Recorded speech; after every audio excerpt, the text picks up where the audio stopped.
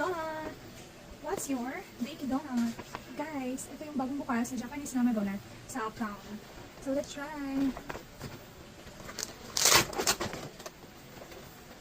One day, one tea, one donut. My Bakey donut. Ooh, it's a strawberry. And this one is Dubai chocolate. And the other one is Nama chocolate. So guys, sikat to sa Japan.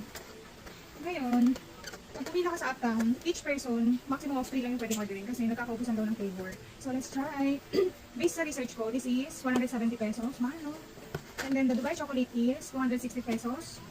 And the strawberry is 210 pesos. Let's try kung worth it ba to. So, yung Nama meaning in Japanese is a raw or a fresh. So, ibig sabihin, natural yung mga taste nila. So, let's try. Ano unahin natin? Bren, ano unahin natin? Strawberry? Huh? Ano unahin?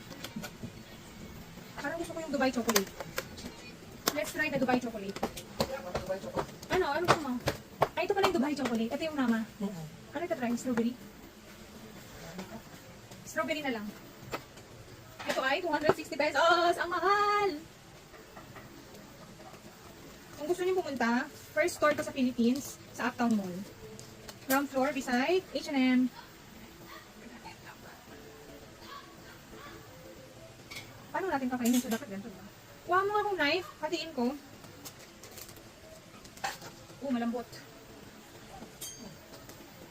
Uy! Yung brand. Hayop, ang laki. Ang laki kong knife. May blueberry. Isa lang to. Hatiin natin. Lambot ng tinapay. Ito ay 210 pesos. Tingnan natin kung worth it. Sa'yo may strawberry. Ako yung may blueberry.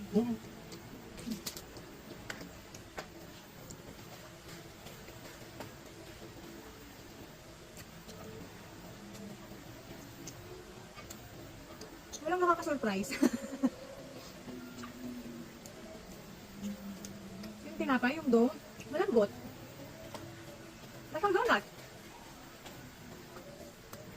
Yung feelings, hindi siya matamis.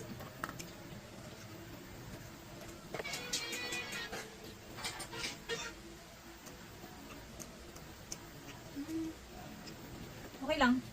Next na. Try na ako ng iba. Ilas ko na lang yung Dubai chocolate. Nama na lang tayo.